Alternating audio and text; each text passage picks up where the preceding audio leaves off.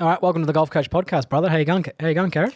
Mate, long time been coming, this one. I'm excited for it. I know.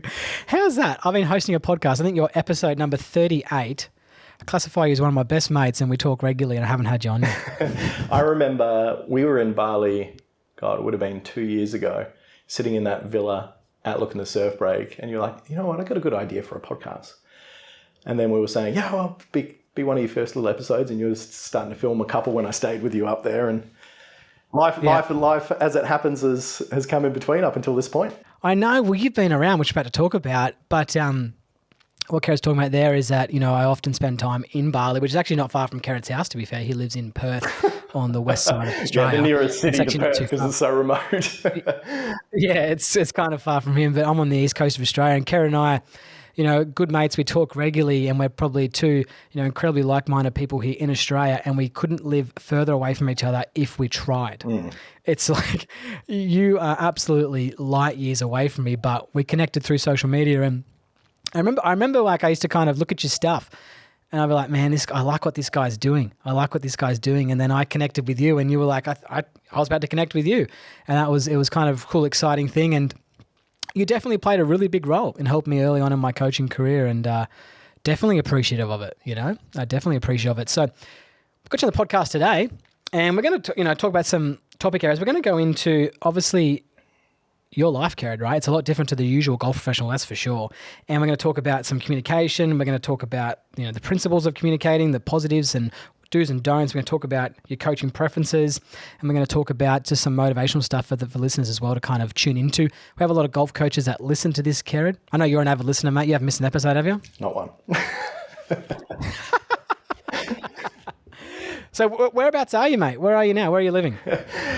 Before I answer that one, Tobes, I think it's funny when you get into our game, and you would be exactly the same. You spend all your time focusing, thinking, conceptualizing, planning, and executing, creating, and not consuming. And yes. I went through the phase of when I was really absorbing as much information as I could when I shifted out of playing into coaching, of all day, every day, listening to podcasts. One of the very first podcasts that was really out there was called Golf in the Life of with Cordy Walker. And I'm assuming it's still out there if everyone should go ahead and go listen to that. And that was instrumental in forging my path as a coach, just listening to how other coaches got themselves into the position that they are today, and then also trying to give me an idea of the trajectory that I actually wanted to head. So, mate, you're doing the service, the industry, the huge service as a whole. So thank you so much for putting the time and effort to get the guests on that you have. And I'm pumped to finally be on and listen and contribute.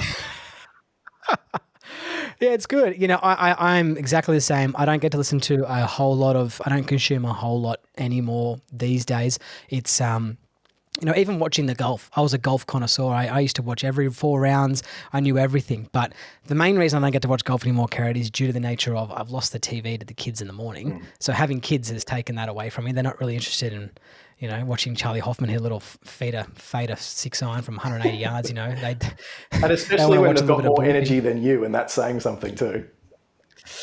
I know Kerrod's met my kids a few times, and they are 100 mile an hour. Oh, yeah. My kids, they are 100 mile an hour. I had to say to the people at daycare this morning, Kerrod, I said to him, if my youngest starts playing a little bit aggressive, just kind of bring him in a little bit. Because I've got a 2-year-old, right? And he tries to wrestle me, and he actually thinks he can beat me. Like he actually like, yeah.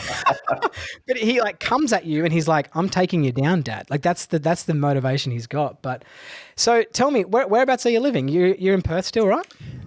So I'm living nowhere, and I don't know how many nomadic golf coaches there are out there, but I have no home address, no postal address. I am at the moment at one of my best mates' house, staying here for a couple of weeks. I've been here for 10 days now in Perth, which is where I've spent the majority of my life up until this point, besides a few other bits and bobs around the joint. But I got back from New Zealand and Melbourne about 2 weeks ago, go to Bali tomorrow actually for a to be determined amount of time, and then come back for Christmas with the fam, and then off to Dubai and then America again. So yeah, living out of my bag. It's incredible. And I can't wait to explain to people how you kind of are living this life. What was it leading up to it? So you were a teaching professional at Joondalup Resort, right? And still are. Yeah. So let's say that contract is very loose to be known. I don't really have any obligations whatsoever. But when I transitioned out of playing, I really became absorbed with trying to get a position where I could begin to kind of craft the skill of golf coaching. And during that time, I absorbed as much theory and business sense as possible to try and create what I wanted to at the moment was a huge in-person golf academy. You would look at the Ledbetters and the McLeans, and it was a goal, I think, of most golf coaches back in probably up until about 2015, before the internet really took by storm, is that most golf coaches, the epitome of our career would have been owning your own academy. And so that was very much so my direction for a long period of time, and I took some steps to get into that position. And then I was at Joondalup Resort over here in Perth, Western Australia, as the Director of Instruction, still am technically the Director of Instruction, since 2017. Even though I think this year I've done a collective 5 in-person lessons there. But life and career has changed a lot, mate. But it's a wonderful facility. I get access to film there and be there whenever I like and coach there. So very, very grateful to have such a beautiful spot there. It's a cool place. It's a very, very cool place. Lots of kangaroos, some really nice iconic holes there. Yeah. Great teaching facility, great putting green, great clubhouse. It's a really, really cool place. All right, so for listeners out there, right, they're going to see the headline of what this podcast is about. And obviously your lifestyle is completely different. And I think a lot of golf coaches will listen to this as well. Will be like, they see your stuff, they see what you're doing. What is the direction? Where are we going? And what are you doing? So if you had to explain to people that, what does Kerrod do? What do you do? My objective is to have as greater impact on the global golf community as possible. To summarize it. I love that. And yes, there is, seeing as we live so far away, not only in Australia, but also in Perth, from really the world of golf, let's say it's America and Europe and Asia, it's very easy to get stuck in an insular mindset and only see 15 feet in front. But the world of golf is far bigger than Perth, far bigger than Australia. And there's a lot more people out there that you can benefit with your knowledge and expertise outside of our 15 feet around us. So coming from a position of necessity of where I was living in such a remote place, I knew that I needed to do something, you could say, erratic, and take a huge amount of risk, both personally, professionally, financially, everything under the sun, to fulfill my objective of trying to have as great an impact as possible on the global community. And I just knew I couldn't do that from Perth, Western Australia. Yeah, and that basically, when you're saying that, is that you couldn't do it from an in-person kind of coaching model. So you're having this impact on, the greater communities. You kind of, I think that's the term you use there, is you're doing it through social media, you're doing it through YouTube, and you're doing it through your app, right? Is that the 3 ways that you're getting the reach out there? I would say first and foremost, I'm doing it through relationships, right? So, and then from there, the product is everything that you just labeled, right? So, okay, when I go and do a collaboration video on YouTube with Chris Mason over in California, who's been a coach to multiple major champions, or Andrew Rice over in Florida, I'm not doing it for the YouTube video. I'm doing it to build my knowledge, my expertise, and my network. And then through that, through osmosis and association, you get connected to other coaches and more people get an understanding of who you are. And from using those 2 coaches as a reference, then I've been able to do multiple golf schools in America. So therefore, sure, the YouTube reaches an audience in itself, but without the networking and the relationships, it would be a very empty pursuit. It would be very unfulfilling. Yeah, that's true. Yeah, I like that. And I know you've used that terminology before a few times, but it's obviously worked out into, when you look at your reach, how many YouTube followers have you got, subscribers have you got? So I think I've got about 83,000 subs on YouTube. Wow. And then 65 or 6 on Instagram. But the thing about that, Tobes, is you, as well as anyone, knows that it's not necessarily about the volume of people, it's about the quality of that follower.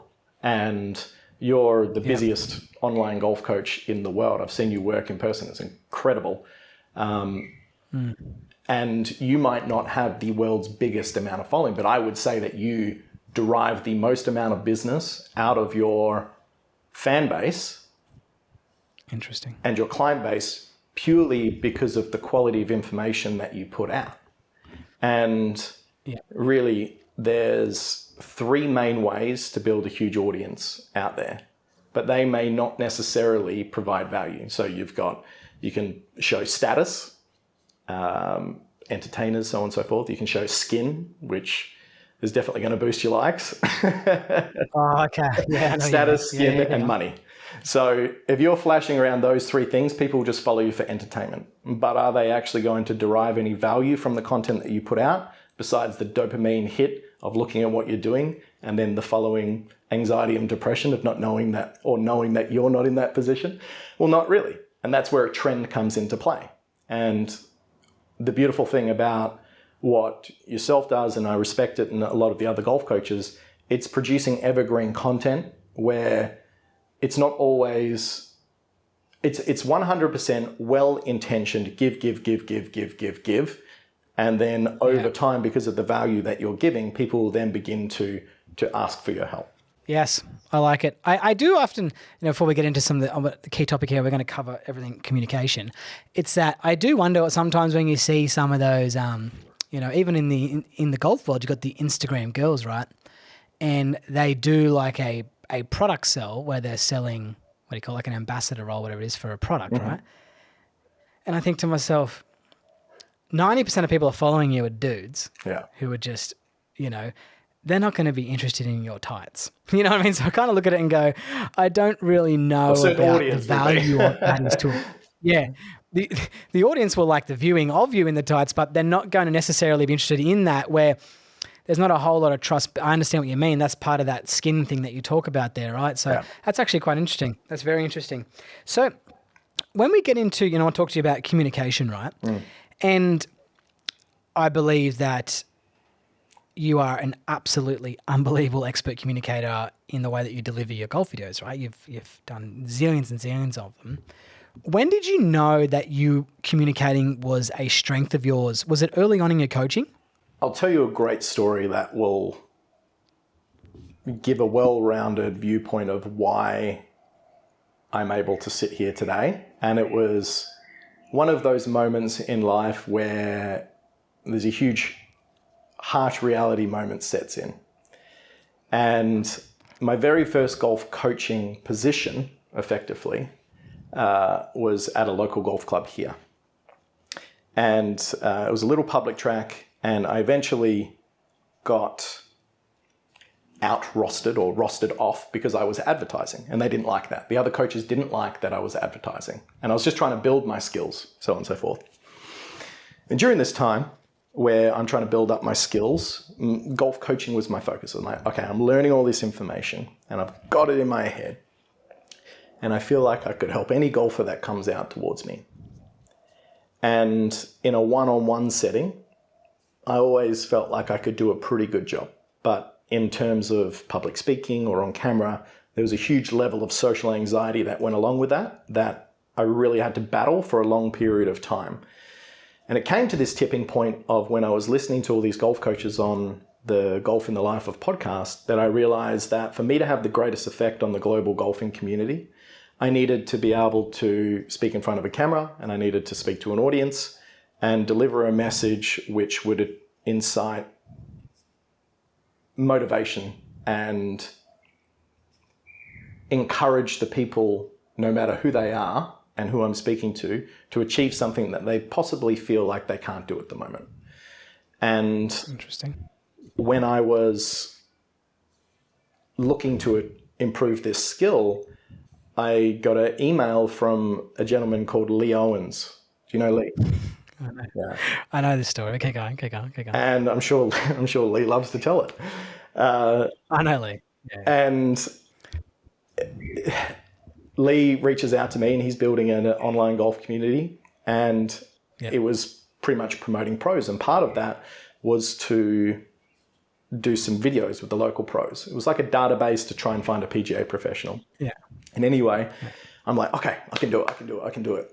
So I email Lee and I'm like, yep, great. We'll go to this golf course. And he rocks up with all his equipment, and we pretty much just had to rock out 2 or 3 videos. And I remember the couple of nights before, practicing, rehearsing, thinking about the tip exactly the way that I wanted to come out. And I would read it off a piece of paper, and I would look at it and go, okay, that's exactly the way that I want to portray it.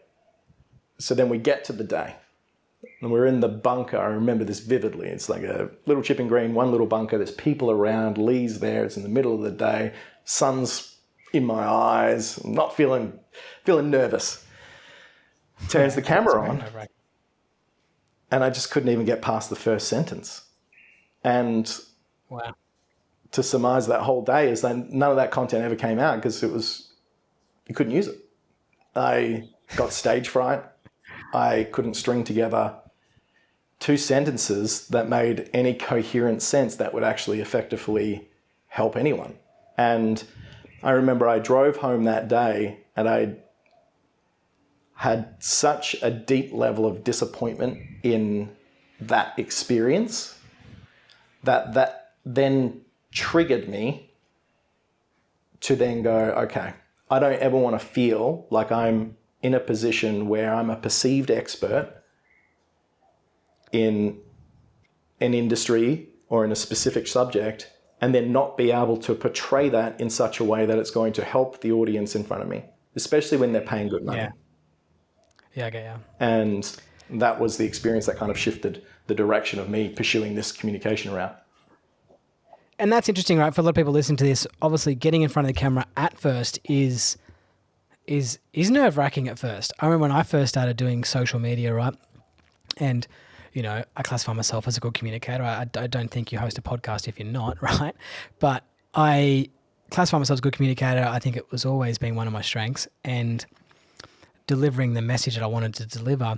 And when I was first started getting in front of a camera, you just start to become someone who you're not, you know, and you start getting really nervous. And the first few like Instagram posts I even did like short form with barely any audience, you know, might take like 50 goes. Where now I get it right the first time pretty much. If I don't, I get cranky. Where before it was like took 50 times to get it right.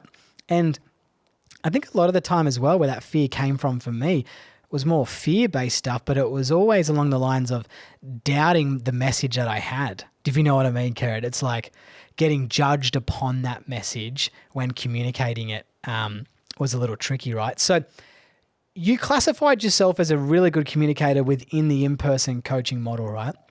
And let's talk about in coaching. How important do you think communication is, and then that coaches need to learn those skills? Just before I answer that, I just want to touch on something you just said there, because I think it'd be very valuable to put all of that in perspective, because it's very easy to throw a blanket over it and just say, oh, it's nerves because I'm starting something new and no one likes being on a camera. Well, it's just an identity that you have, is that someone that doesn't speak on camera, right? Now, there's been plenty of people in far worse positions that they've changed their whole lives and their lifestyles to then be able to be supremely proficient and expert in something else, right? Yeah. And a lot of that doubt, that anxiety, and that fear comes from a very self-serving, self-centered mindset. And I always like to use the the analogy of when you're going to do, let's say, a speech for your best friend because they're getting married, right? And you might be best man or maid of honor. And you're sitting there and you're writing your speech, and then you get up and you're all nervous and your voice is shaking, you forget your words. And in that moment, all you're doing is thinking about yourself and not about the actual reason that you're there, which is to say something profound and impactful for the people in your life who are apparently your best friends and people that you love. And the same thing applies all throughout communication, standing in front of a camera and speaking to an audience, is you are being too self-interested in how you are being perceived rather than the value that you are offering someone. And the reason that you don't stuff up now, Tobes, and the reason that very few and far between I do myself, even though I do all the time, is because I'm in my head. I'm stuck in my head. I'm not thinking about how am I offering value to this audience. I'm thinking about how is this value being perceived, and am I standing right? Am I speaking correctly? Do I look okay? And reflecting back on that experience in the bunk with Lee, I was so stuck in my head. I wasn't thinking about the generic bunker tip I was giving. And now through repetition, that's a beautiful thing about doing things consistently over a long period of time, you get yourself into a position where it's an unconscious competent state. You do it without thinking, purely through reps. Yeah, through reps. I would agree. And I also think, like any skill, right? When you start something, you are generally, you don't have confidence, right? That's because confidence comes from seeing results and seeing you perform something good, right? So confidence comes from, I always use the analogy, if you're a boxer and you got knocked out the last 6 fights and you're going to the next fight, you're not confident. You might say you are, but you're not, right? Same if you're someone going into, your first fight, right? When you're getting in front of a camera for the first time, it takes a while to build that muscle and that confidence of, actually, hang on, I'm actually pretty good at this. And like you say, you can stop worrying about my look, the person walking past me, the ball's on a dodgy lie, is my hat on straight? You can start just worrying about the message. And I 100% loved that you shared that message with Lee, because I know a lot of people watching this wouldn't believe that. They wouldn't think that I know that story with Lee because I mentioned connecting with you to Lee before I even did connect with you. And he was telling me told me that story. Not to the extent that you did, obviously, to the detail, because he didn't have the emotion attached to it, but just told me. Lee wasn't in the bedroom with me preparing the night before, that's for sure. He got in the bunker and he said he watched you and you just fumbled it, right? Like a catch in cricket. Yeah. So tell me about, kind of keeping this communication route. And, I want to get back to that coaching model and the importance of communication, right? And to me, I think there's a lot of kind of do's and don'ts in a message of communication when giving a golf lesson. How highly do you rate communication within a golf lesson? I would say it is the most important part of a golf lesson, because let's say your information and knowledge is a bowl of water, right? And this bowl of water is in the middle of the desert. And everyone in the middle of the desert is looking for this bowl of water. And your communication is the signs pointing to the bowl of water. And if you don't know how to communicate it, essentially, people... Sorry, there's a dog in the background. That's right. You're not organizing or you're not directing your information in such a way where people can actually understand it and internalize it where it's going to be actually effective for them. So in terms of the importance of communication, is that people come to golf lessons for all different purposes, right? They might do it because it's the one thing in their life that they get a little bit of a break away from their kids and their family. They might do it because it's a stress relief. They might do it because they've got a big event coming up, a multitude of purposes. And very rarely is it that the person wants to become an elite level golfer, right? So at its core, you're actually dealing with people's personalities and their motivations and their emotions, not necessarily just a golf swing. So if you don't know how to communicate and you just start off the golf lesson by asking some very surface level questions, right? Like, what do you want to achieve? Without continuing to go down that rabbit hole and actively listen to the client or the person standing in front of you, you're going to most likely end up giving a golf lesson which there is going to be very little retention of, and most likely at the end of the day make them worse rather than better, because the implementation of that information, unless you know how to communicate the actual practice component as well, is not going to be there. And I think it's so important to meet the individual that's standing in front of you on their level. And the only way that you do that is through asking good questions. And most people will come to their conclusion themselves of what they want to do. So then once you nail all that down, well, then it's communicating the information of the actual technical stuff based on why they're actually there in the first place. But making assumptions in a golf lesson usually happens because you're just telling and not asking. So what I hear there, right, when you're talking about the communication as well, is understanding a student's needs. I think when I have any Zoom call, I had like 2 Zoom calls over the last 2 days, one with a scratch golfer and one with a beginner or 25 handicap golfer. And I really keep asking deep questions to find out, what do you need? What do you want from me? Why are you here? Because each individual wants a different reason. Some people just want to get face contact. Some people don't really care about their score, just want to hit it good. Some people want to lower their score. Mm-hmm. Some people don't want to embarrass themselves. Once you can identify what a person's needs is, then it becomes a lot easier in regards to kind of servicing their needs, right? In regards to what they want. But to me, communication to me is important as well, that we're not delivering, once you get down the start point there of what the student wants and needs from you, it makes it much easier to use the proper terminology that's going to match their needs. So you're not filling their head up with unnecessary information. The very simple analogy is that, like, you tell the student one thing to do one thing, and then you tell them to do the second thing, and tell them to do the third thing. They've forgotten about the first thing, right? Yeah. So you're kind of going around in this circle. And one of the mistakes that I will see, and I actually watched a top-ranked pro the other day on YouTube give a golf lesson, and I swear he gave this guy 25 things to do. Yeah. And I watched him and I said, I understand everything you're doing. And this guy had a follow-up question every time, and he kind of brushed it away. Yep. And I thought, man, this guy is so confused from watching you in this golf lesson. And to me, it's about the way I'll space my communication is I'll get the lesson started, identify what you need to work on. Okay, so I'll say the reason the ball is doing X because the club is doing Y, and you, Z, are creating the club to do this to create that.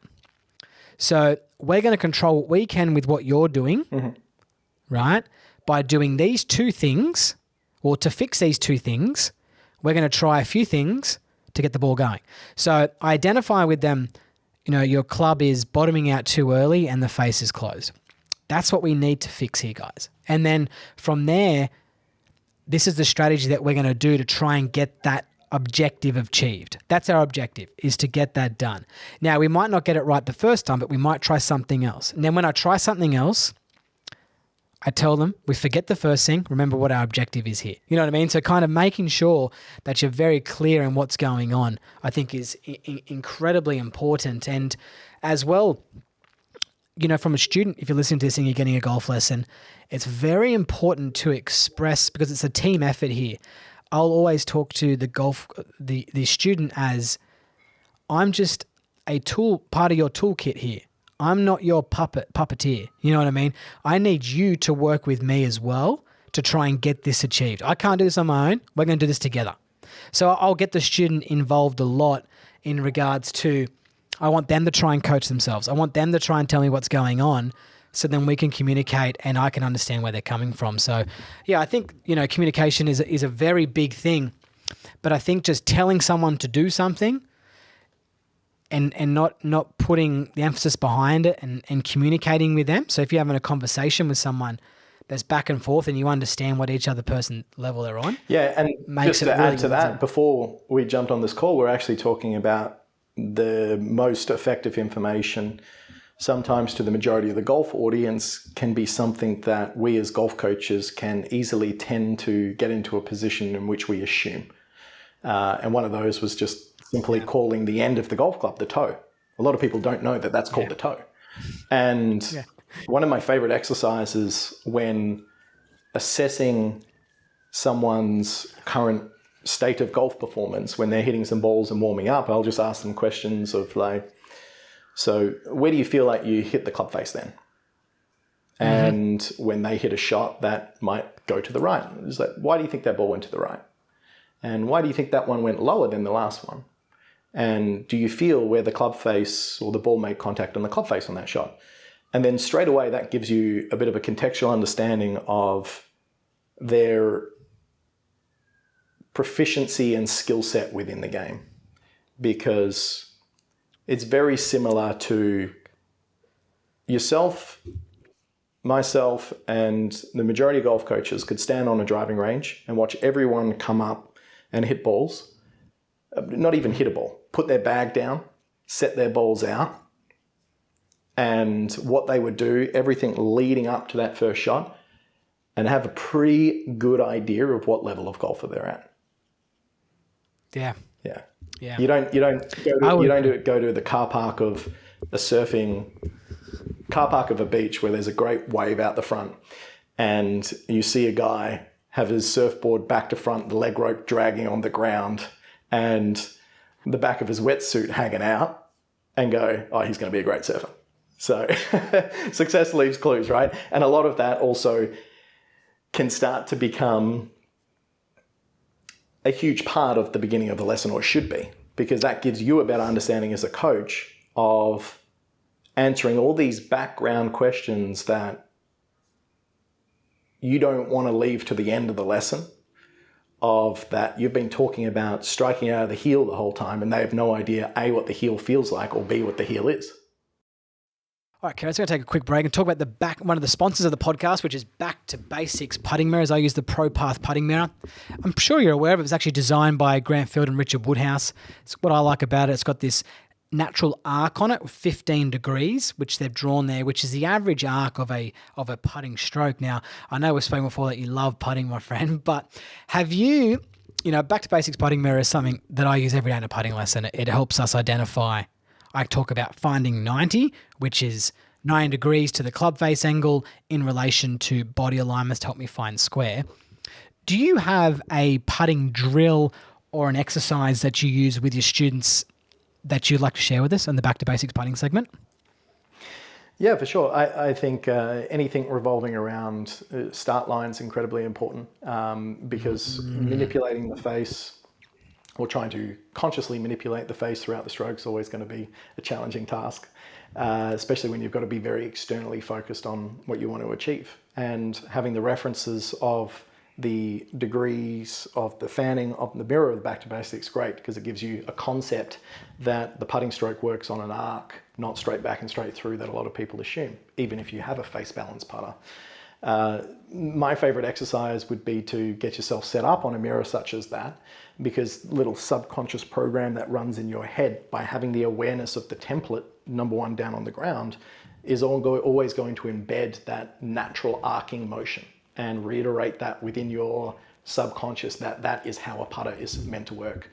But then from there, I would expand upon and simply just do your gate drill of getting 2 tees and placing them probably about half a putter length out in front of you and just wider than the golf ball. Or we could start probably about this wide, and when you knock 3 in a row through, then bring them a bit closer, bring them a bit closer, bring them a bit closer, and see to as great a proficiency of how close you can get the tees together where the ball can only just fit through and then go into a hole on the other side. The one trick with this is to not focus on the tees. Focus on the hole in your mind's eye and think about putting it in the hole. The tees are there as a visual representation of your proficiency to match the face up with your intention of your target. So straight uphill putt, chuck the back to basics mirror down on the ground. That'll be a great reference to see the visual of the arc.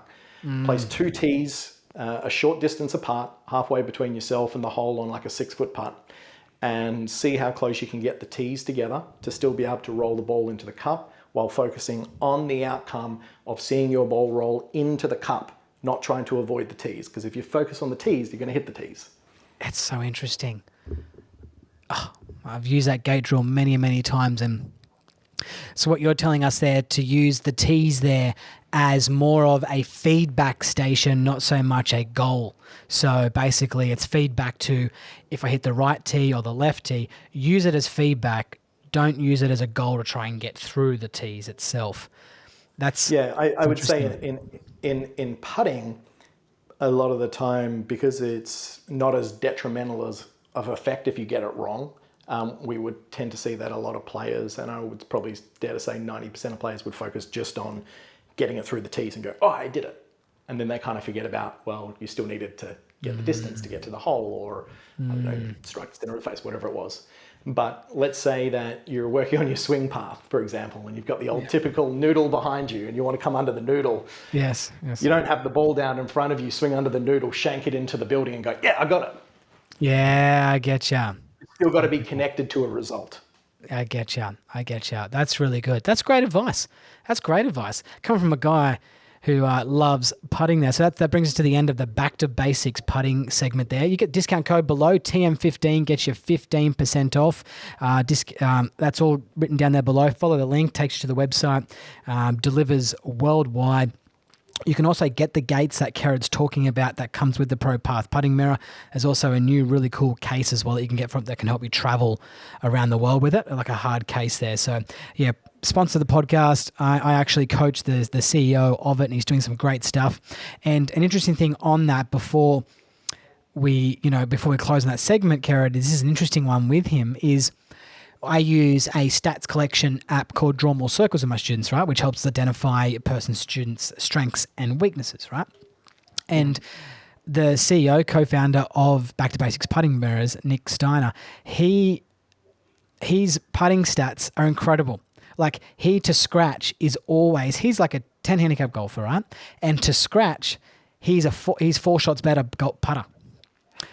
And because he uses the mirror a lot, right, regularly, religiously, but his putting is just so good, and you can see it there. Like he himself could use the statistical information that from himself as such a great case study, because how much attention he loves putting, right? He loves it, and his putting stats are through the roof. Like it's incredible when you see his Draw More Circles app. It's like -11, -6. Putting +4. It's like, what? It's incredible how good he is at it. Sounds like Nick and myself need to combine as a team. I'll just hit the ball and he can putt for me. How about that? That's true. You do flush it. So that brings us to the end of the Back to Basics putting segment. Like I said, but link is below there. Get your TM15, get your 15% off, and they deliver worldwide. Support the people that support us, that keep the podcast going.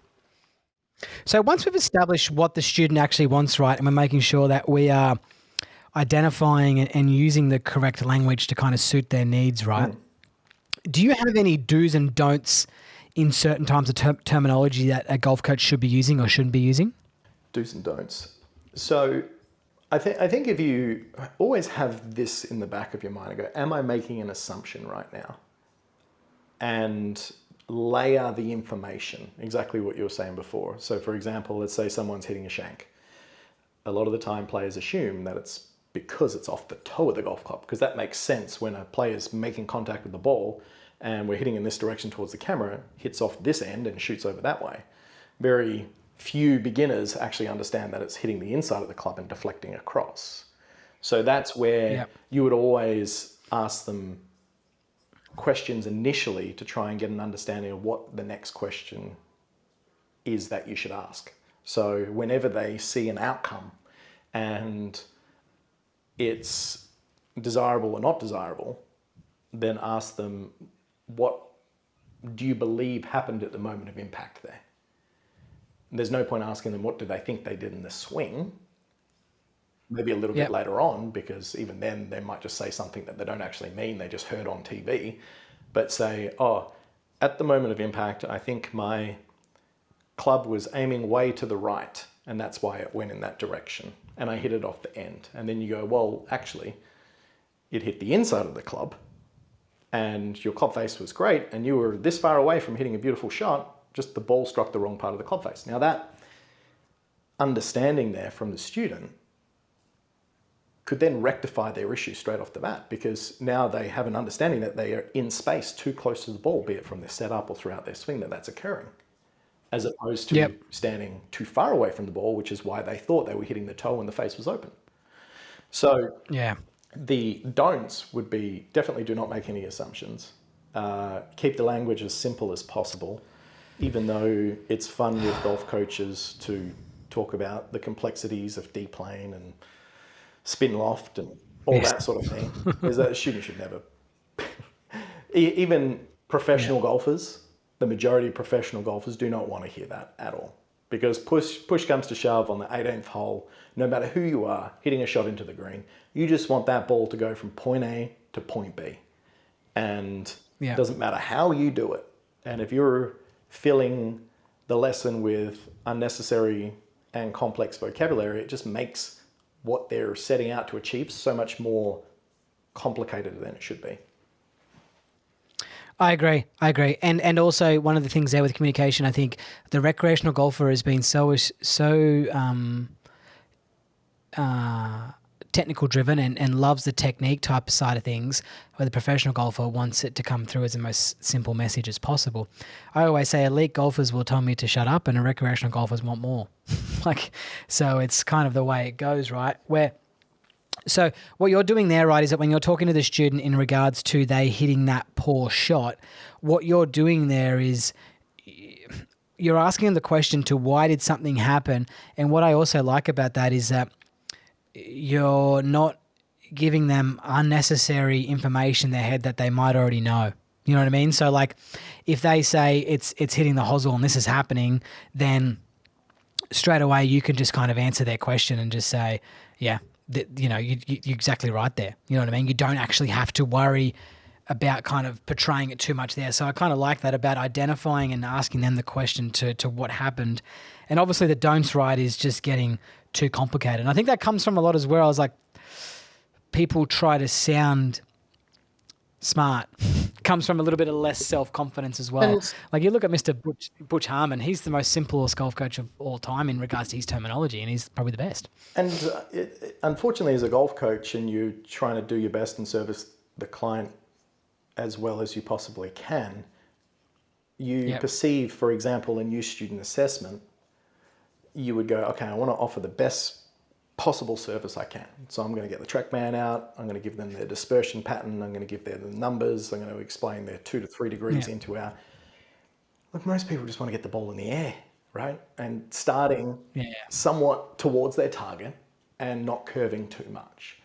And even though a lot of players have the perception that they want to know those details, the actual path to improvement from then having that contextual understanding of, oh, my face is 2 to 3 degrees open and my dispersion is like 7.3 yards when it should be like 4. It just makes it so much challenging to get an immediate effective result in that lesson. And the buy-in from the student, even though they go, oh, that was a great service, like it's still a sport at the end of the day. And we as coaches can use that information to make sure that we are staying on track and organizing our information in such a way which we know is getting tangible results from a data-driven approach. But I think when it comes to communicating that information to the student, you just got to start baseline, cause and effect, and then build up from there relative to the client and the student's understanding. Yes. All right. So when you've been traveling around the world, right, and hanging out with these top-ranked golf coaches, can you tell me a couple that you believe were just absolute experts in delivering their message? Who impressed you in regards to not so much their technical nous or their deep understanding of the golf swing, but who did you find that you hung out with and go, man, this guy can deliver the message really well? Who was it? Do you have any that come to mind? I'll give you 2 people I'll give you 3, actually. I'll give you the best all-rounder out there. Yes. I'll give you someone who's incredibly good to an audience.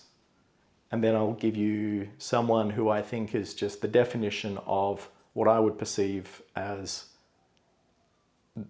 the epitome at this stage of everyone that I've viewed of someone who is just so good at articulating the information to the student in front of them at a high level. And I'll start with that guy, Chris Mason, without a doubt, who doesn't really do too much, let's say, public promotion or conversations around coaching. It's mainly on tour to very high level players. He only teaches players, unless this has changed, when I did videos with him, that had broken par in a USGA event, which it's crazy to think, but he's got a waiting list out the door and he just gets results over and over again. And I watched the end of one of his lessons with a client that had flown in to do a couple of hours. And then when I was doing the videos with him, and I encourage everyone to go to YouTube and watch the Chris Mason videos on my YouTube channel, is because of the way that he organizes his information and the way that he then relates it back to the player performance component is as good as anyone that I've seen. The best all-rounders out there, the best all-rounder I probably would say is Alex Riggs in Dubai, just in terms of being able to speak on camera to a group from what I've seen, and then in person as well. He's just as polished as they get.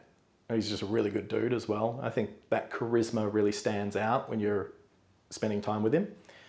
And then in a group setting, the two best I've ever shared the space with would have to be Jeff Ritter and Andrew Rice, without a doubt. And I'm sure most golf coaches would be aware of Andrew Rice, and he does a lot of professional development. He does coach camp, he comes down to the PGAs, and he just does an extremely good job of presenting, I'm going to say, nerdy golf coach information. He does an extremely good job of it, not only to golf coaches, but to the generic audience. The way he conducts himself, he adds in a bit of humor. He's fantastic. And then Jeff Ritter, I would say he's the best on stage for storytelling and engagement and getting people pumped up about what they can achieve. I think they are three very good models. Yeah. I love that. I love that. And none of that surprises me because obviously I talk to you a lot, right? What I 100% I agree with you there and those three coaches you've spoken about, Kerrod. And it's interesting enough because I've listened to a lot of Chris Mason stuff, and because he doesn't put a whole lot out there in the socials and stuff, you know, when you do hear him go on a podcast, it's a pretty good idea to try and listen in, right? And one of the things I found that with his coaching kind of philosophy and how he seems to coach is he works a lot of those elite players. And what I think that he does quite well is it's not like he is technically changing them a lot or adding a lot of technical work. Is he seems to be able to get that performance work out of those players and get them to kind of optimize it and find those 1 or 2 percenters within his students. And he gets those kind of quick turnarounds with the top end elite players that rock up with him. And obviously people listening to this podcast, they've listened to Alex Riggs as well. Riggsy came on and we had a good old yak, and he speaks incredibly well. And you know, he came through the kind of Claude Harmon Academy as well, where I think a lot of that might have been instilled in him as well. And I think it also comes nature to him as well. He's an absolute ultimate professional. Now, for someone who wanted to kind of get into YouTube, right, and they wanted to start, let's just say, just publishing their information out there and sharing their information, have you got any, I don't know if tips and tricks is the right one, but have you got any, I guess, some information that could be valuable to someone who's looking to try and, you know, branch into that model? It never gets easier. Interesting. Ever. And as you get more proficient, your expectations rise around your output and also the quality. So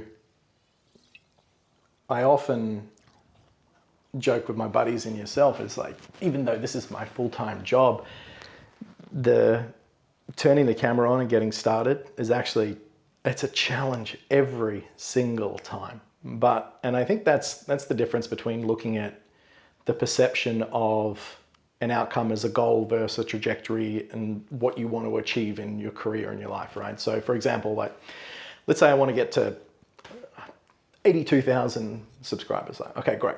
I've done that. Now at this level of YouTube, am I happy with the guests and the delivery and the content and all the business stuff that goes alongside with it? Yeah, sure. But I want to make sure that I'm always progressing towards becoming the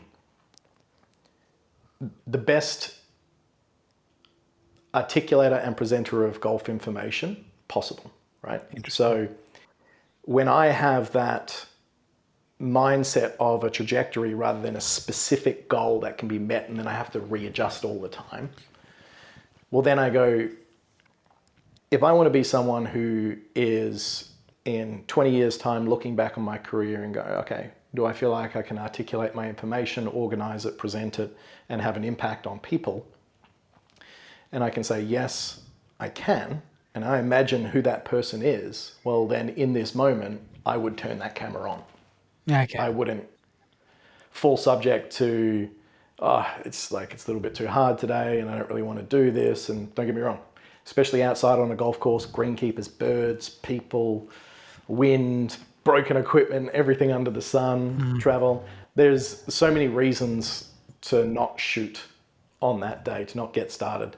But it's just, as with anything, the more consistent you are over a long period of time, then the majority of people underestimate how much they can achieve just through taking those little steps every day over that long period of time. It's the consistency that matters, Tobes. It really is. Yeah, and the advice that you would you give advice to someone as in regards to, getting a good camera or getting some good audio, or do you think they need to find out what type of message they want to deliver, what type of presenter they want to be?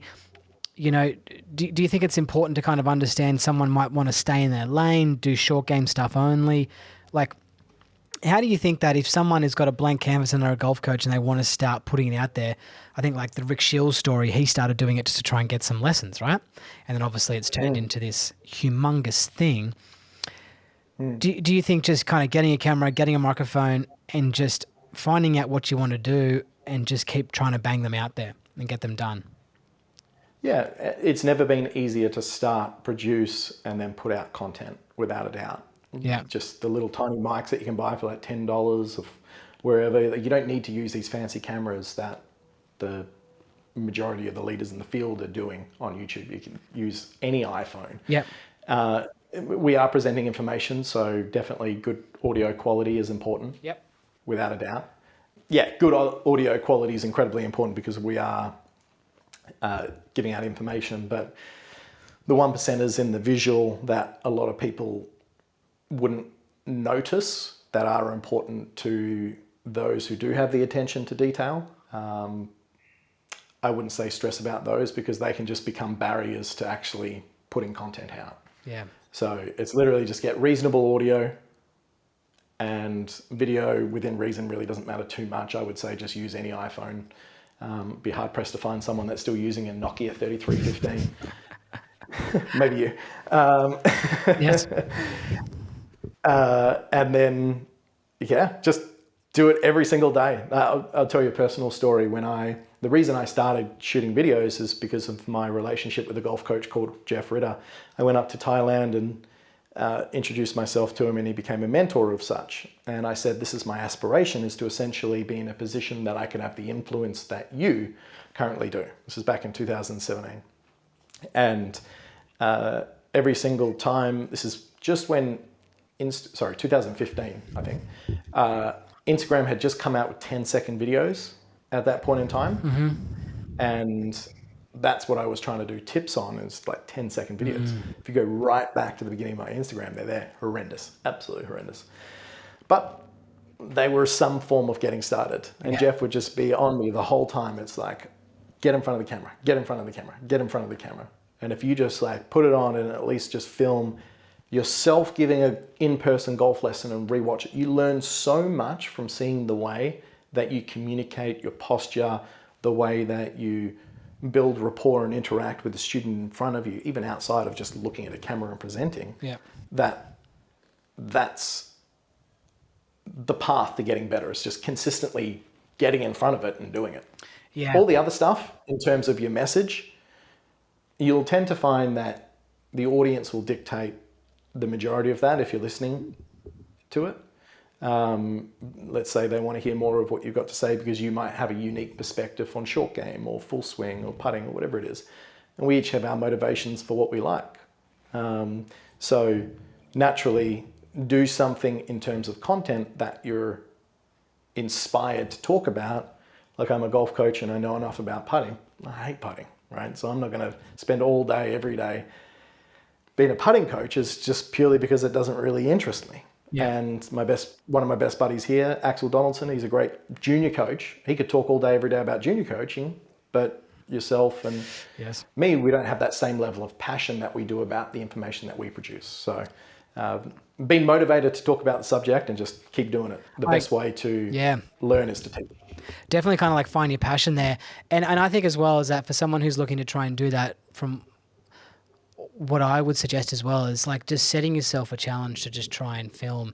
Like don't give up. When you say consistent, it's like set yourself, I'm going to do 10, I'm going to do 20, I'm going to do 30, and then just keep going and going and going, because I think it's 90, you know this, right? It's 95% of podcasts stop at the 10th podcast recording, right? Mm-hmm. So 95% of people stop before 10, right? And keep continuing to go on, which is crazy, right? And a good message that someone told me, they said, you know, a podcaster or a YouTuber or someone who's doing some type of message out there in the public forum, if when you started your first 10 and they're not shit, it means you started too late. Your first 10 should be rubbish to when you look at it back in the future. And, you know, I love Yes Theory. I watched a lot of their stuff, and I was watching a video of them yesterday talking, and they showed a few little clips because they're doing a little bit of a thing going back for 8 years, what they've done. And Thomas says, yeah, I did some clips here. You guys can never see them. They're away. They're taken away, you know, like, because they were crap. And I understand that. And I don't want people to kind of judge themselves on it. Just look at it like you're someone who's just starting your exercise routine or whatever. Just get into it and give it a go, right? And creating an environment where there's a very low barrier to entry. So for example, if I said to you, Toby, I want you to do this podcast, but each and every single time that you're about to shoot this podcast, I want you to put the sign up behind your head, get the couch out, get the microphone out, recreate your work environment every time. Yeah. There's just another barrier to getting started. So in terms of getting comfortable in front of the camera, a lot of the time coaches are already using an iPad to do analysis. Just set your phone up or your iPad on a different camera and just press play and just watch it at the end and go, you know what? That was actually a good piece of information that I said to that student in the lesson. I'm going to put that out. And then all of a sudden you get a positive result. And you go, well, that didn't take any fancy setup, and you still gave value. Yeah, I love that. I love that. I love that a lot.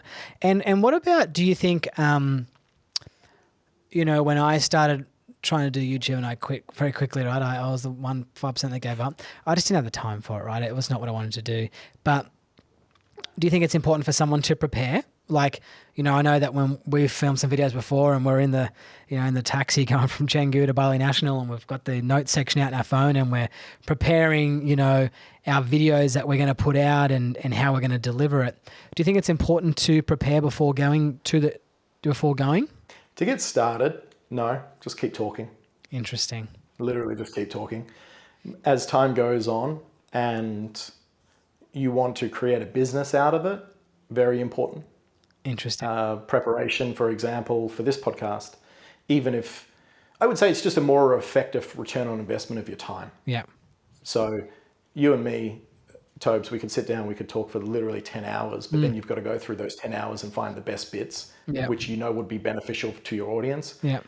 However, taking half an hour out of your day to think up questions which are going to incite a response that you know would give value to your audience, sending that through to me yesterday, so I could at least have some idea of the structure of today's recording is great. But within that as well, the over preparation is a huge killer. Take that Lee Owens example. I had my script down to a T where I was so stuck in my head about what I was actually going to say, because I had memorized it, I couldn't actually be there in person and be present.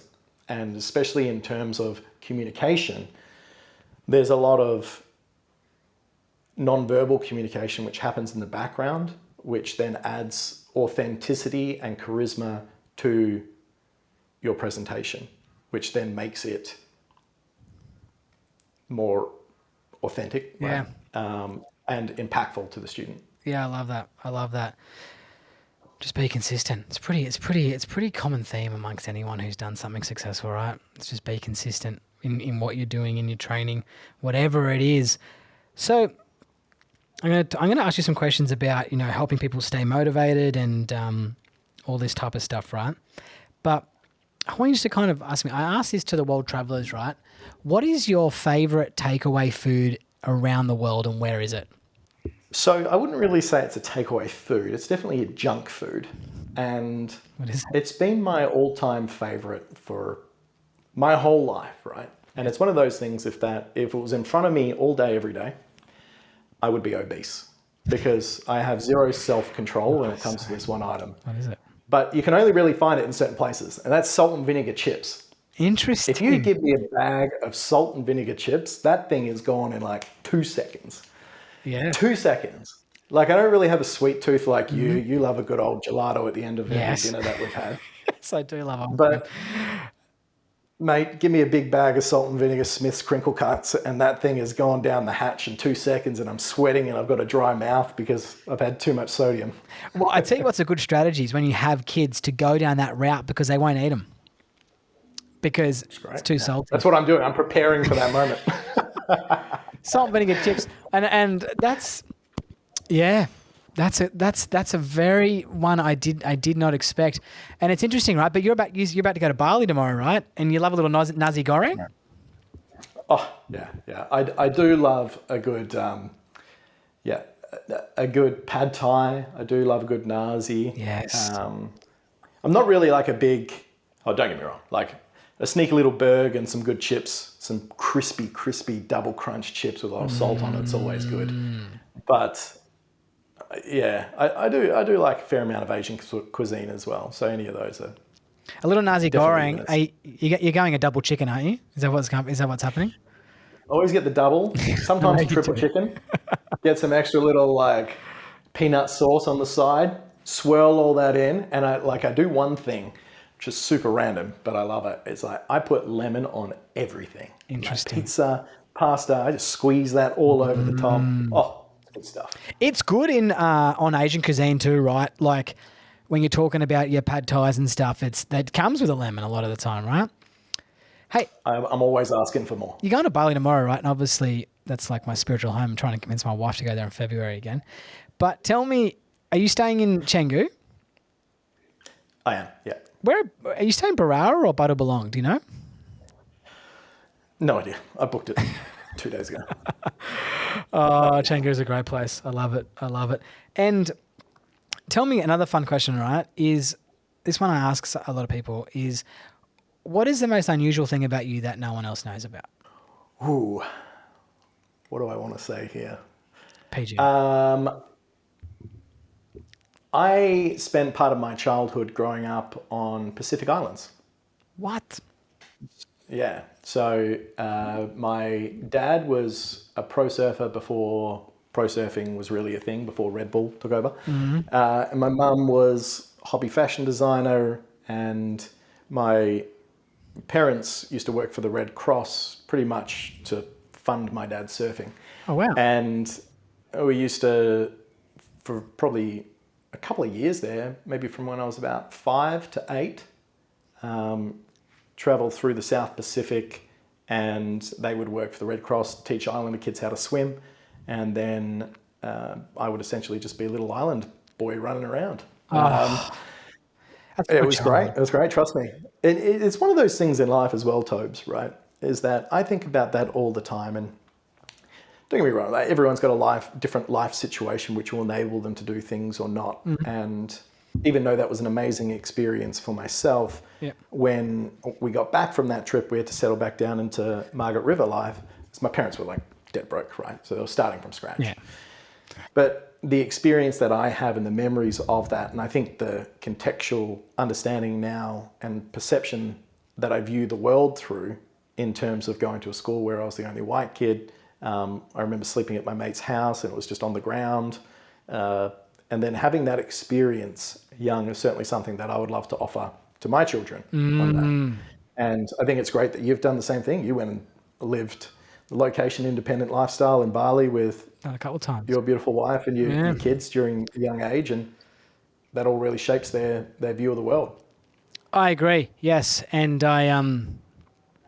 yeah, I love it. A little bit more diversity. I think also as well, what it teaches children is there's options out there as well, and one of the things that kids, in my perspective, from me is that they just love a present parent, right? So it doesn't, when I'm over there, I got opportunity to probably be a little bit more present. And one thing that kind of resonated with me, it's a little bit off track from what you're saying there, but when I was hearing someone the other day talk about, and they said to someone, "Oh, what are you doing?" "Oh, I'm just doing this with the kids, like just doing it." And they go, "Well, hang on. What you're doing with those kids is the world to those kids right now." You know what I mean? Like you might be just at the park or just here. They're loving it. Yeah. As long as you're present and with them, they don't really care. Like I think lots of kids, when they look at their childhood and stuff, if they've got trauma stuff around it, it's like, it's not, "Oh, my childhood was so great. My dad gave me PlayStations and iPhones and a Mercedes." It's like, my dad was there. You know what I mean? Let me ask you a question here, Tobes. Is that, do you think becoming a father and having to be and build self-awareness around that component there has then shaped the way that you conduct lessons and your effectiveness of building rapport with the student? Because it feels like in that moment where you're trying to get a really objective view about the game, you're so present and you've got a better idea. And would you attribute some of the success of your golf coaching to being a father? I would think it puts life into a little bit more perspective, maybe being able to relate to the student more often, and that's probably why I've got the busy schedule in person and online. But, has it helped me? I've always been an incredibly patient person, Kerrod. Like my wife always, Sian always says to me how patient I am. So I think that has helped me a lot with my coaching. But becoming a father, what it does is it helps you identify what's important and what's not important. But what's difficult is to stay true to those values within your day-to-day life. So to me, if that's helped in my coaching, potentially it has. But for me, I set some boundaries in my morning and evenings when I'm around the kids with my phone or talking to my students or whatever it is. That discipline is really important to me, to make sure that I'm doing it. And when I mean things that are important and what's not important, my wife's she's like a designer, right? And the house is, before we had kids, the house was beautiful, spotless. It was like something out of a magazine, and now it's not. Things that used to be important to us aren't important to us anymore, right? But that's a little bit off track there. But that's interesting about living in the Pacific Islands. Can you say a little bit more detail to where it was in the Pacific Islands? Yeah, so the main spot that I lived for probably 8 months was Rarotonga in the Cook Islands, but then did spend time in Fiji, Tahiti, Tonga, Samoa. So yeah, traveling all around. Wherever Dad wanted to surf, we went. That's so cool. And I think you can always when you meet someone, and it's probably also contributes to how we got along, so well, is that when you can meet a traveler and someone who's traveled and a bit more worldly, or you meet someone who's a bit of a hometown hero.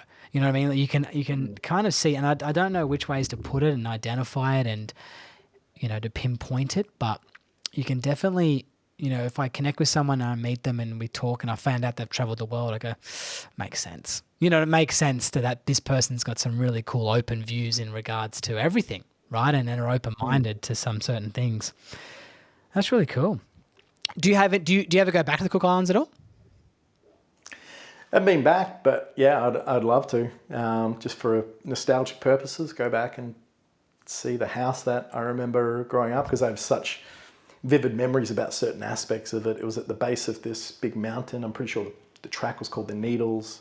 My sister stepped in a wasp nest in our driveway, and I remember jumping onto a scooter with my dad, my sister crying on the back, and myself, all three of us going around this whole island to try and find a lime because they didn't have like the hospital services to deal with the wasp bite. So we were trying to find a lime just to put some acidic substance on it, and we couldn't find a lime anywhere on the whole island. Just little things like just to go back and see the house and kind of roam around, see what I remember and don't remember. One thing I do remember actually was, and there was this Rarotongan local who was probably mid-20s and just took a liking to myself. I think I was probably about 8 years old. We used to go octopus hunting. And so we used to go around, get the sea slugs, rub them around the hole of where the octopuses would be hiding. And then the octopus would come out to try and get the sea slug. You grab the octopus, you bite the top of the octopus's head out, a bit graphic. And then it would just like throw its brain out and it would ink everywhere. Yeah, but then there's this photo, I think my mum's got it, of like me walking down the street and I've just got this big octopus off my arm with my mate Sonny. That's so cool. We used to go and do that sort of stuff. That's so cool. I remember when we were last in the Gillies and we, it's the water's quite shallow when it goes into low tide, and you can go out there and you can find all the like octopuses and crabs and sea slugs, and the kids going out there with a bucket and finding all this stuff, and then we put it all back that night, and that's really cool. We actually caught my brother-in-law caught a squid when we were camping on the weekend, and got inked on everywhere. Good little salt and pepper squid for us there. Oh, that's kind of cool. I think I do remember you talking about that before, but yeah, I didn't know it to that detail. That's for sure. Tell me about, I've got a couple of, deep questions here, and one of them, and I kind of hear it within you. And I think what I hear from you that keeps you motivated and keeps you going down the successful route is it's not so much the clout or I'm going to use the term fame or the views. You kind of stay motivated in your kind of message by keep talking about wanting to reach the broader audience. But how do you stay motivated on a daily basis? There's a concept that I discuss with a lot of students. It's called be the superhero of your own movie, right? And it's a common psychology discussion and principle out there. It's you future project of who's the type of person that you want to be, what's the lifestyle that you're going to have, who are you going to interact with, and how you're going to live your day to day. And as with anything, it takes constant reminders, but I have a very vivid picture in my head of the way I want to live and what that looks like and what sort of influence I would have and how I would spend my day-to-day time. And so whenever I'm in a position where I need to make a decision, I will just think about, is this in this moment bringing me closer or taking me further away from getting to that point? Interesting. I like that as well. In my perspective, when, I think what's happened to both of us in the last few years, right, is so much stuff has come in, you know what I mean? And especially for you, like you've been going crazy, right? But like so many things and layers have been added to us as a golf coach. We're not the typical golf coach anymore. That's just kind of sitting there at the driving range where, in fact, 3 years ago I was running golf clubs, right? Where now you got a neon sign above your head. I'm hosting one of the the largest golf instructional podcasts in the world, and teaching a lot of people online. Like it's a whole lot coming in, right? A whole lot coming in, and I think what's really important is to stay focused and understand what is offering you value and kind of getting to that end goal you want to get to. And when I hear you, when I talk to you a lot, there's stuff coming at you left, right, and center. Right? That's if it's opportunities like this, opportunities like that. And I think it's really important to stay focused on that, what you do have there and where you want to go to. And what's coming in, does it fit this, and does it do it justice and improve the trajectory, or does it hold you back? I think that's really, really cool. And it's so much easier to say than do, dude. Isn't it? It really is. As with anything. And it's very easy for me to sit here and yourself to sit there and preach from a position where we might be at a stage in our careers where there is a new golf coach looking and going, I would love to have a podcast, or I'd love to do YouTube or live location independent, whatever it is. But the decisions get more profound, more challenging, and your expectations and what you perceive as possible changes with time as well. So you always need to maintain, just the same as your golf swing, just the same as strength building, flexibility. There's a level of maintenance where you need to make sure you're constantly checking in with yourself around where you're at and what you want to achieve. Like, how many times do you and me use each other as sounding boards for certain ideas and concepts? And like, you're great at then giving me feedback and putting things into perspective, because like, it's all exciting. Yeah. Like, we're not digging holes here. Yes. And we're in an amazing industry where our number one objective is to make people less stressed, happy, excited about their potential. So you have the opportunity every single day to really feel like you've made a difference. And that's like the best thing about golf coaching. And then sometimes the decisions faced in front of you actually take you away from that core objective. And you're incredibly good, Tobes, even outside of the podcast sphere, in a personal sphere, of being a friend and asking the right question that makes myself and probably many others be very reflective on where we currently sit and what we actually want to achieve. It's nice of you. I think what would be a good idea as well is to help people, you know, to stay motivated and chasing their dream, right, is to potentially have it written down. Like, on my whiteboard, I've got a thing here that I want, you know what I mean? That my goal is to make sure that if something comes in or whatever I'm doing at that present time, is it contributing to that? You know, is it contributing to that? Because I think a lot of the time is that we can get a good quick fix, if it might be a brand deal or if it might be something coming in or a school or whatever it is. It's like, well, hang on, is that actually helping me get to X? You know, or is it just kind of holding me back from getting to X? You know, even though it is an influx of money or whatever it is, we can sometimes get lost in that, right? And without making There's sure. a lot of noise out there. Yeah, staying focused on it. And everyone's got the next best thing to try and sell you. And like, how many people are in your inbox on your Instagram trying to get you something? Yeah, a lot. Is it a lot? Like, how often? How many a day? You getting them daily? Oh yeah, all the time. All the time. You know, I got this one last night. It's like, can we send you, I don't know exactly the phrasing, but it was like a year's worth supply of golf gloves, right? Oh, I think I might have got it too. Yeah. And I looked at this brand, and I thought to myself, that's just like an unnecessary amount of golf gloves. They don't even really play golf. And then secondary, it's like, when you started this, you were like, great. But now it's like, okay, well, now I've got to get it shipped to a house that I don't have. Yeah.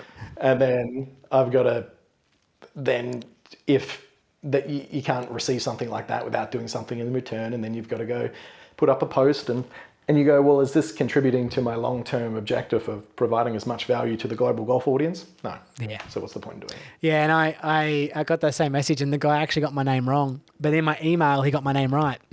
So it was like, I just didn't even write back to him. I looked at the glove, and I don't think I even clicked on his profile, to be honest with you. But I saw that one too. But I got one recently as well with, and I spoke to Steve Giuliano about it, because it was a golf school in China. And I messaged SG. I'm like, SG, what's going on? And he goes, I got the same message, dude. So I was like, so we've both been communicating with this golf school, and I looked at it, looked back, and I thought, this is going to take me away from my family. This isn't kind of adding to the greater good of what I want to get done. So you kind of lost focus there. And like, so I obviously threw it out the door. But it's interesting because this kind of comes into my next question, right? About, you know, there's a golf coach who who contacts me regularly and talks about wanting to quit his day-to-day job, right? Like, he's a head professional at a golf course and wants to get into coaching more and all this business. But I think what he's doing is he is holding on to that job because he's scared of the loss of income, right? Because when he goes into coaching, because it's a salary situation there, where I think that what you're saying is that it's holding him back from kind of reaching the greater good, even though it's offering him a salary. He's best to try and reach the goal that he wants is to get rid of the job and then focus more energy and attention into getting what he wanted to get. Because when you and I both made this leap into these new roles, we gave up salaries and we gave up guaranteed revenue to try and chase what we truly wanted to do, what was passionate within our own hearts, right? And yeah, I think that's a really interesting one. Like, what would you say to someone who wanted to, quit their job, start teaching online, start traveling, doing YouTube stuff? What advice would you give them? First of all, I think if you do your future projection, you go, okay, what is a priority to me in life? Is it my family and multiple other things before my career? And you're in a situation where you're the sole income earner, where you're probably going to have to look at the realization of what you're about to do and take into account all these other factors. But if you've got a base level of what is required to meet the needs of your family and shelter and food and everything else like that, and you're in a stage in your career where you're feeling a little bit unsettled and you want to kind of take a leap and you don't mind taking a risk because you've got some savings, and the worst comes to worst, you can always go back and get an assistant role or whatever it is. Well, then no risk, no reward. And the thing is that it's never been easier to make money online in any industry, especially in an industry like golf, where the general demographic is you've got a bit of disposable income, and it's never been easier to market yourself with no cost. At the end of the day, it's a content game and grabbing a share of attention. Attention. That's all it is. Yeah, that's the word they use, isn't it? Yeah, attention. Yeah, grabbing attention and just finding creative ways to do that. And so even though it's golf coaching, unless you can market and sell yourself and communicate in such a way which people want to listen, there's no point in knowing all the information. So I would say if that you're wanting to leap into the coaching sphere and you're wanting to leap into the online sphere, you've got to look at what is this going to cost me to not do this, rather than, it would be nice to do that. It's like, in 5 years' time, if I haven't, in your case, consistently done the podcast, or in my case, consistently stayed on this content journey, how would I feel if I stopped? And I remember in my sphere, Eric Corgono, who I'm sure a lot of people know from YouTube, we've been buddies since 2015, and he's got 250,000 subscribers now on YouTube, which is not the number to focus on. It's more so now how many he has within his community and his golf coaching platform and what he does with his life. And he earns an incredible amount of money and has a great lifestyle, right? I've done multiple videos with him. He's an incredibly good communicator and he gets better and better all the time. He started YouTube 2017. And at this time, he had optimized his in-person business, the same as what I ended up doing and yourself as well. And he just literally just started. It was putting out live lessons, and then it's evolved now to where he's probably one of the most successful people in the industry that a lot of people wouldn't realize that he is in that position. Yeah.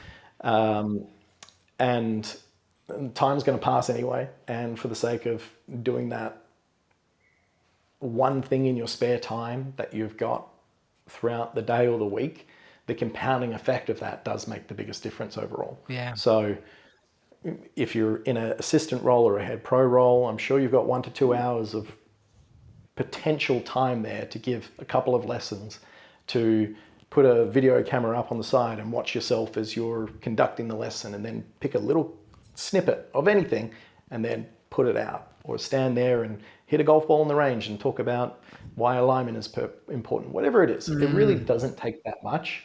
And I think if you just take that first step in doing so, and have a clear picture of what you want to do each and every day and what you would be most excited about being in a position where you had a certain lifestyle, you earned a certain income, you had a certain amount of effect, well, that would be the guiding light that would then direct your every move. Yeah, I think it's a right shame that we've got a lot of golf coaches, people who are extremely passionate about golf who are stuck in an administrative role, if you know what I mean. So I think it's a lot of people, you know, when you are chipping around the chipping green as a kid and you're, you know, having those pretend 6-footers that you're trying to hold to win the Masters, you're not hoping that it's going to lead you to a certain job, you know, within an administrative role. You know, you want to be able to kind of give that message on. And don't get me wrong, I know people, they enjoy the administrative roles. I know they do, like a lot of people out there do. But there's a lot of people who are stuck in them who want to get out and want to start helping more and more people, because we need a lot of good coaches. We need a lot of good coaches out there, and we need the coaches to be better as well. And yeah, we need more people out there helping essentially, right? And I know in my area we could do with a lot more of good coaching in our area here for sure. Alrighty, tell me, right, if you had one opportunity to send a text message to every single person in the whole entire world, just like a Domino's text message that just lands in everyone's inbox, what would you say to the world?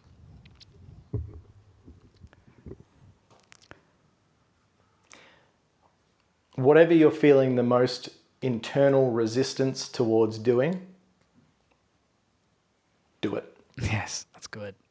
It's very good. That's very good. Whatever that is in that moment. I like it. I like it. Well, you know, a recent podcast of Mr. Jordan Potts, who's an absolute health guru, right? And he talks about stress is necessary, you know, and I think a lot of people are resistant to trying something because they're concerned about the stress nature of it, when you need to go through stress to earn something. You know, stress creates something. And I think that's a really cool term that you said there. That's a really cool term. I like it. I like it. So what's on the horizon, mate? Tell me what's going on in the next year. What does the next 12 months look like for Kerrod Gray? So hopefully expanding my livelihood outside of a golf travel bag for everyone that's listening. If you can visualize what a golf travel bag looks like, my golf clubs sit on one side of that, and I have vacuum sealed clothes and everything I own on the other side. For the last 2 years, I've been traveling the world pretty much non-stop, creating content, pursuing the dream of having what I described before as the greatest impact that I could, building an online platform, an avenue for golfers to have a structured and accountable way to improve their game outside of the promotional content of Instagram and YouTube, and enjoying life and seeking opportunities wherever they arise through that journey. And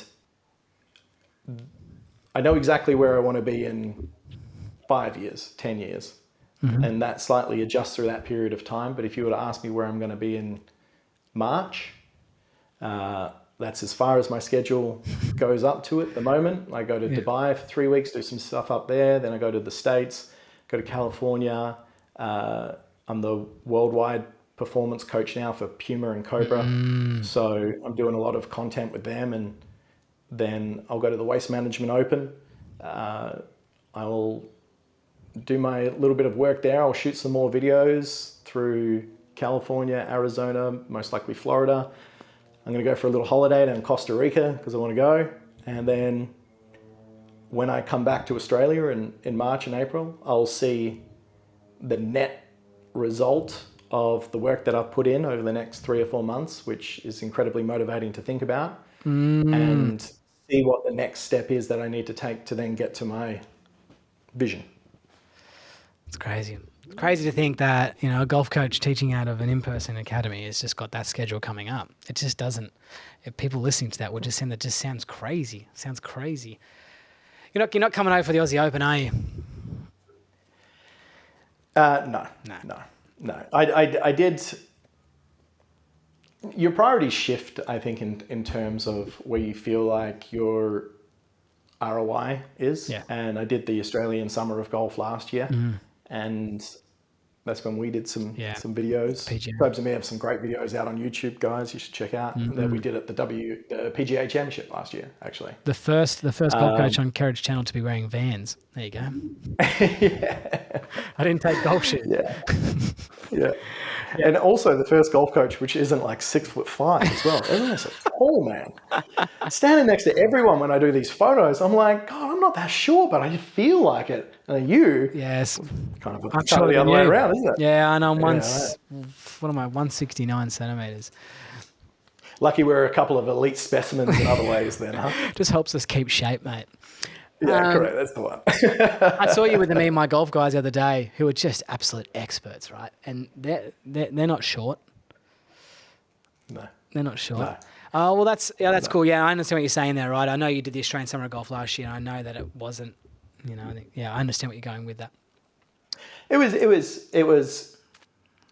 was good, but it was also a test to see if it was worth doing. Yeah. And one thing that I have to constantly check within myself, and we've talked about this multiple times just on a friendship level, is that you can do everything all at once, all the time if you wanted to, but a period of rest is crucial. And I just got back from 5.5 pretty much months straight on the road, booking accommodation every night, going from one side of the world to the other, then back again, and slept in my car a couple of times. Not nearly as much this year as I did last year, like though, last one was which is an improvement. Yeah. But it just has a huge effect on your body. And yeah, I certainly felt it when I got back. And it's been nice to have a bit of rest and recovery. And I'm just going to gear up until I leave again in January to go up to Dubai. So I can't wait for that. Lucky bastard. All right, my friend, tell me, you got your Perform app, right? I'm going to put all the details below to get it. Great. Tell me what the Perform app is. So the Perform Golf app, there's an online training platform on the web. There's also the Android and the iOS. It's a curated selection of videos to keep you accountable to working on every area of your game. Yep. So there's over 500 to 600 plus videos constantly being updated on the app itself, in which is different from the content that I've got out on all other platforms. It's very specific and broken down into components to create a holistic learning environment. We've got some great fitness videos on there from Cam Smith's ex-performance manager. We've got short game, putting, full swing, faults and fixes library, mindset. We're going to put some yoga stuff on there soon. We're just going to build this out to be the most holistic platform there is to improving your game from a performance level overall for players of all levels, from beginner all the way up to expert, hence the name Perform. Yeah, I like it. So what people listening to this is, obviously I've spoken to Kerrod a lot about this. It's not so much just your typical library of YouTube. There is a format and a process to get through, to move through certain different types of levels with certain types of things. So if you've got a certain swing fault, you go down this kind of route, or you're looking to improve this area, you go down this certain route there. So, you're building this kind of library there of instructional help, but it's a detailed process that someone can kind of move through, not just jumping onto YouTube and just going, fix my slides, or this is happening. It's like, it's a process and a series of events to get to an outcome, which is and great. The developments coming out shortly are very exciting. There's a lot of introduction of essentially what is your DNA as a golfer, looking at breaking down every single part of your game, and then giving you a personalized, curated approach of doing so, which will be implemented over the next couple of months into the app as well. So lots of exciting stuff on the horizon there, mate. That's sick. Hey, dude, it's been great. I'll put all the links below if people want to get in contact with Kerrod. His Instagram page is probably the best place to get you, right? If they want to have a chat to you. Yeah. And your email and your Perform app. And I appreciate you coming on the Golf Coach podcast, mate. Mate, thank you so much. It's been a blast, and look forward to doing it again. You're doing a great job with all the guests, and this is the reason that I got intrigued and set the direction of where I wanted to go in my life, was because of a podcast. And seeing as you're one of my best buds and you do a really good job, both online, in person, and as a friend, you're really crushing it out there, mate. So thank you very much for your service as well. Hey, mate, you make me feel good. Thanks, dude. All right. Love your work.